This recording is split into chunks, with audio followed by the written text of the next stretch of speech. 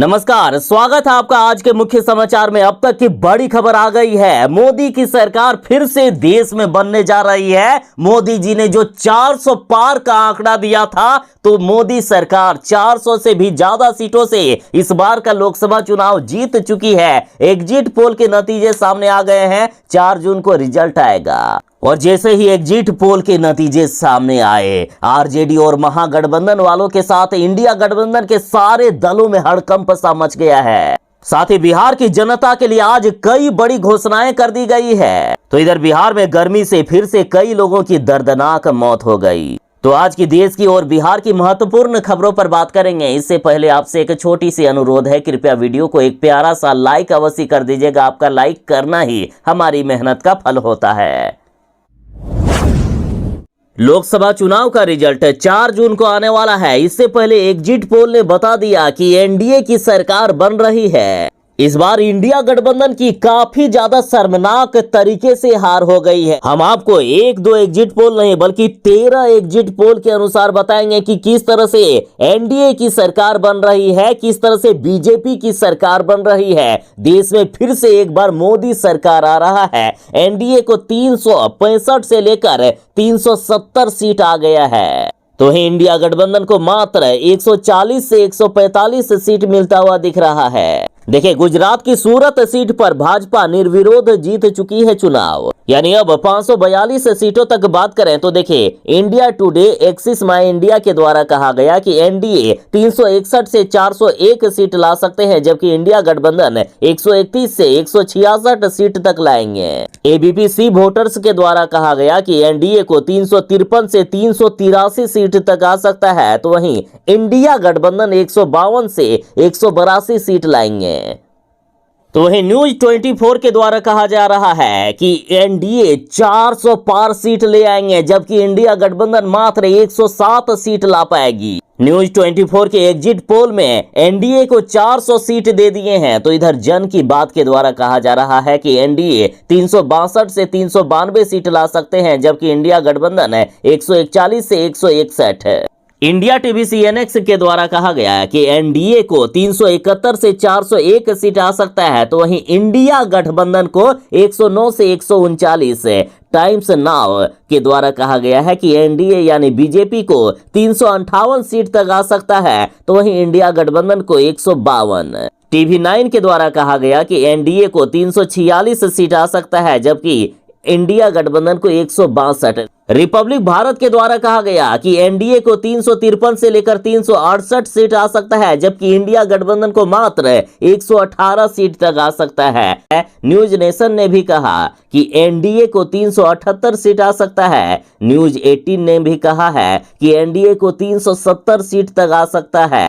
अब दैनिक भास्कर के द्वारा कहा गया है कि एनडीए को 350 सीट तक आ सकता है, जबकि इधर इंडिया गठबंधन को मात्र 145 सीट तक आ सकता है। तो वहीं अदर के खाते में लगभग 32 से लेकर 40 सीट तक जा सकते हैं। यानी कुल मिलाकर कहें तो फिर से एक बार मोदी सरकार, मोदी की सरकार पूर्ण बहुमत की सरकार बन चुकी है।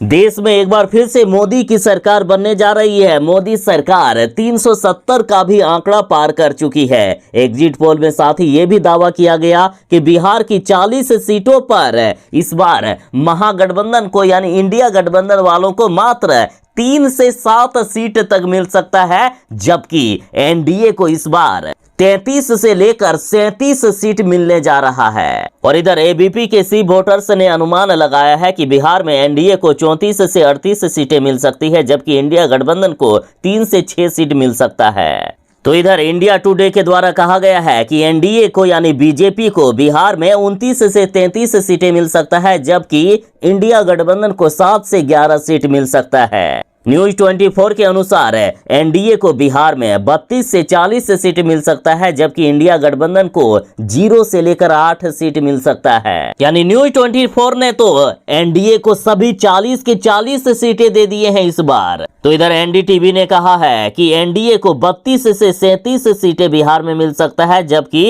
इंडिया गठबंधन को 3 से 8 सीट तक मिल सकता है। रिपब्लिक भारत का कहना है कि एनडीए को बिहार की 40 सीटों में से 32 से 37 सीट तक मिल सकता है, जबकि इंडिया गठबंधन को 2 से 7 सीट तक मिल सकता है। यानी यदि कुल मिलाकर एवरेज की बात करें तो एनडीए को बिहार में इस बार 35 सीट तक आ सकता है, जबकि इंडिया गठबंधन को 5 सीट तक मिलने का अनुमान है। यानी पिछली बार जो एनडीए को बिहार में 39 सीटें मिली थी, तो इस बार 2 से 3 सीट का नुकसान होते हुए दिख रहा है। पूरे बिहार में भयानक और जानलेवा गर्मी छाई हुई है। इस भयानक गर्मी में अब तक 94 लोगों की मौत हो चुकी है। बिहार में चींटियों की तरह लोग मरने लगे हैं। कब कौन सा व्यक्ति मर जाए कोई गारंटी नहीं। हालांकि सरकार लाख कोशिश कर रही है कि हम आंकड़ों को छुपा ले, लेकिन उसके बावजूद देखे जो आंकड़े सामने आए हैं वो वाकई रूह को कपा देने वाले हैं। बिहार में 3 दिनों में 94 लोगों की गर्मी से हो गई मौत। बिहार में गर्मी से जिस तरह से मौतें हो रही है वो कोरोना से भी ज्यादा खतरनाक हो गया है। यदि शमशान घाट की ही बात करें तो जहां तक नजर जा रही है सिर्फ चिताएं ही जलती हुई नजर आती है। सामान्य दिनों जहां 10 से 15 चिताएं जलने के लिए प्रतिदिन आते थे, वहां अभी 70 से 100 चिताएं तक आ रहे हैं। चलिए, कोरोना के समय तो पता ये चलता था कि फलाना व्यक्ति बीमार है, इनकी मौत हो सकती है, लेकिन अभी कौन कब काल के गाल में समा जाए कोई नहीं कह सकता है, और समय लोग काल के गाल में समा जा रहे हैं। और इधर मुख्यमंत्री नीतीश कुमार जी भी काफी चिंतित हैं। मुख्यमंत्री नीतीश कुमार जी ने सभी डीएम को निर्देश दिया है कि चाहे जितने भी पैसे खर्च करना पड़े कीजिए, लेकिन लोगों को किसी तरह से बचाइए। बिहार के मुख्यमंत्री नीतीश कुमार जी फिर से पलटी मारने वाले हैं। देखिए, तेजस्वी यादव ने बड़ा दावा कर दिया है कि 4 जून को जैसे ही चुनाव के नतीजे आएंगे, मुख्यमंत्री नीतीश कुमार जी फिर से बड़ा फैसला लेंगे। मुख्यमंत्री नीतीश कुमार जी फिर से पलटी मारकर महागठबंधन के साथ आ जाएंगे और हम दोनों मिलकर बिहार में फिर से सरकार बनाएंगे। तेजस्वी यादव ने पूरे मीडिया के सामने यह दावा कर दिया है। तेजस्वी यादव ने खुलकर कह दिया है कि चुनाव के नतीजे आने के साथ ही नीतीश कुमार जी एक बार फिर से पलटी मारकर महागठबंधन के साथ आ जाएंगे और बिहार में फिर से महागठबंधन की सरकार बनने जा रही है। तेजस्वी यादव ने कहा है कि मुख्यमंत्री नीतीश कुमार जी हमारे चाचा 4 जून के बाद किसी भी वक्त बड़ा फैसला ले सकते हैं। बिहार में इस जानलेवा गर्मी की वजह से लगातार चींटियों की तरह लोग मरने लगे हैं। देखिए, तीसरे दिन भी लू की चपेट में आकर 51 लोगों की दर्दनाक मौत हो गई। दरोगा समेत 10 मतदान कर्मियों की भी जान चली गई है। साथ ही कई मतदाता की भी जान जाने की खबर सामने आई। तो वहीं बिहार में इस जानलेवा गर्मी की वजह से टोटल 94 लोगों की मौत हो चुकी है। हालांकि इसमें से कई आंकड़ों को छुपाया गया है, उसके बाद भी देखिए 94 लोगों की मौत बताई जा रही है। और इधर बिहार के सरकारी स्कूलों को तो बंद कर दिया गया है, लेकिन शिक्षकों को फिर भी स्कूल आना पड़ रहा है। तो इस पर तेजस्वी यादव ने कहा है कि जब छात्र ही नहीं रहेंगे तो शिक्षक आकर क्या करेंगे आखिर स्कूल। देखिए, कई शिक्षकों की भी गर्मी के कारण मौत हो गई। के पाठक की जिद के कारण आज शिक्षक और कर्मचारी मारे जा रहे हैं। शिक्षा विभाग के इस फैसले का तेजस्वी यादव ने भारी विरोध किया है। तेजस्वी यादव ने कहा कि भयानक गर्मी में शिक्षकों के लिए भी स्कूल बंद किया जाए। और देखिए, कई शिक्षक अपनी जान बचाने के लिए स्कूल नहीं आ रहे थे, तो ऐसे सभी शिक्षकों का वेतन काट लिया गया है। शिक्षा विभाग के इस फैसले के बाद शिक्षकों में हड़कंप सा मच गया। आज इस भयानक गर्मी में जिस तरह से के पाठक जी जिद्दी बने हुए हैं और अभी भी स्कूलों को खुला रखा गया है, उसके बाद के पाठक का हर एक राजनीतिक दल विरोध करने लगा है। अब खुद बीजेपी ने कहा है कि मेरे यहाँ के पाठक का नहीं चलेगा कोई भी आदेश।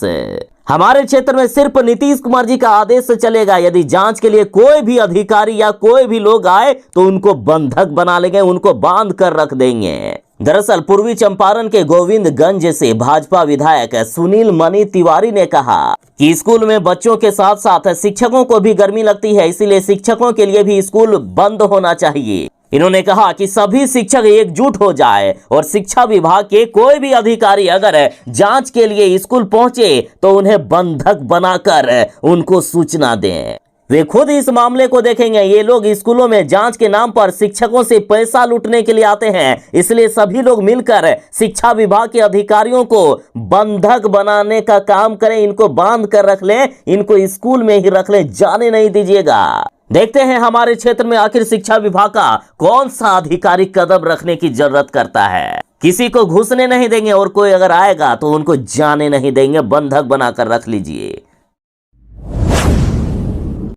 मोदी जी ने दावा किया था कि अगली बार 400 पार, 400 तक तो नहीं लेकिन 370 का आंकड़ा जरूर ही पार कर दिए हैं इस बार मोदी जी ने। पिछली बार 2019 में एनडीए को 303 सीटों से जीत मिली थी, लेकिन इस बार 370 का भी आंकड़ा पार हो गया है। और एग्जिट पोल के द्वारा जो बीजेपी की, जो एनडीए की इस महाजीत बताई गई है, इस महाजीत पर पहली बार प्रधानमंत्री जी का रिएक्शन आया कि भारत ने मतदान किया, अपने मताधिकार का प्रयोग करने के लिए सभी लोगों को हार्दिक धन्यवाद। मैं भारत की भी नारी शक्ति और युवा शक्ति का भी विशेष सराहना करना चाहूंगा। मोदी जी ने लिखा है कि मैं विश्वास के साथ कह सकता हूं कि भारत के लोगों ने एनडीए सरकार को दोबारा चुनने के लिए रिकॉर्ड संख्या में मतदान किया है। जनता ने देखा कि किस तरह से हमने भारत को 5वीं सबसे बड़ी वैश्विक अर्थव्यवस्था बना दिया। मोदी जी बोले कि अवसरवादी इंडिया गठबंधन मतदाताओं के साथ तालमेल बिठाने में विफल रहा, वे जातिवादी, सांप्रदायिक और भ्रष्ट हैं। मोदी जी ने कहा कि मैं वादा करता हूं कि इस बार देश का विकास 2 गुने से 3 गुने गति से करूंगा। पिछले 10 साल तो इन 70 सालों से इन लोगों ने जो खाई बनाकर रख दी थी उसे भरने में चले गए और अब भारत आ गया है ट्रैक पर। इस बार देखिएगा किस तरह से हम 2 गुने से 3 गुने रफ्तार से विकास की गाड़ी चलाएंगे।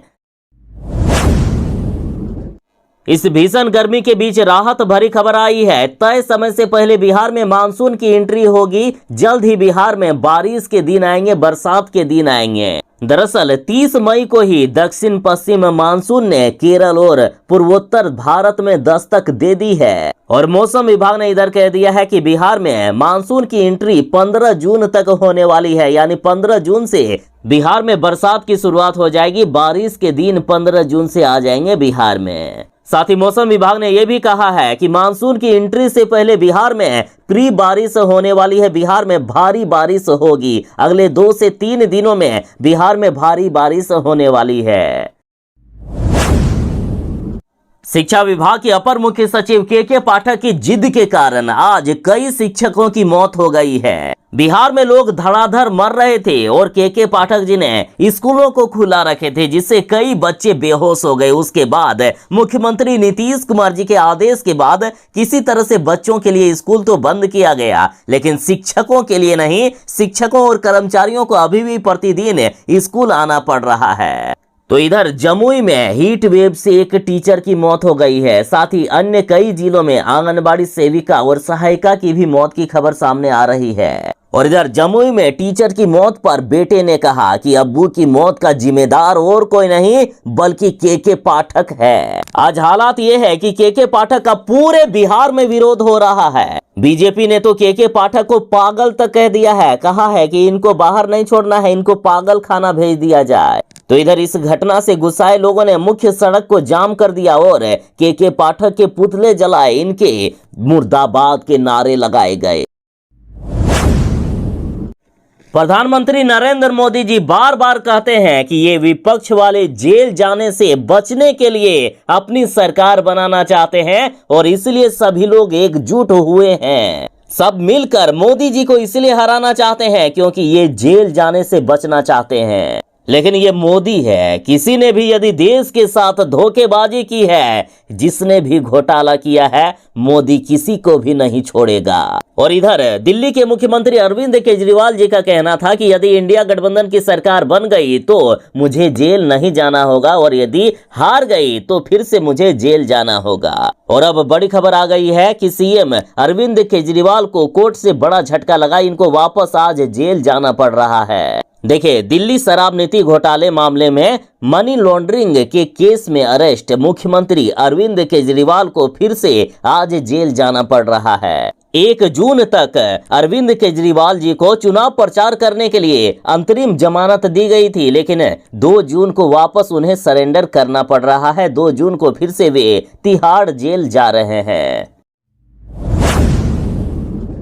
देखिए, पूरे देश में भयानक से भी भयानक गर्मी छाई हुई थी, लेकिन मोदी जी ने जब से साधना की उसके बाद देश में अभी मौसम काफी अच्छा हो गया है। कई जिलों में, कई राज्यों में बारिश होने लगी है। और ये कहना है भोजपुरी स्टार और बीजेपी सांसद का। इन्होंने कहा कि मोदी जी की साधना और तप से सूर्य देव भी शांत हो गए, गर्मी में चलने लगी ठंडी हवा। देखिए, इधर 7वें चरण के लिए देश में मतदान हो रहा था और प्रधानमंत्री नरेंद्र मोदी जी कन्याकुमारी में उस स्थान पर साधना में बैठ गए। टोटल 45 घंटे के लिए मोदी जी साधना में उस स्थान पर बैठ गए जहां विवेकानंद जी ने कभी साधना किए थे। और इस पर अब भोजपुरी स्टार और बीजेपी नेता रवि किशन ने कहा है कि मोदी जी के तप के कारण सूर्य देव शांत हो गए और देश में ठंडी हवा चलने लगी। इन्होंने कहा कि तीसरी बार देश में मोदी की सरकार आ रही है। इस बार मेरा भारत बहुत विराट और विकसित होगा और सोने की चिड़िया बनेगा।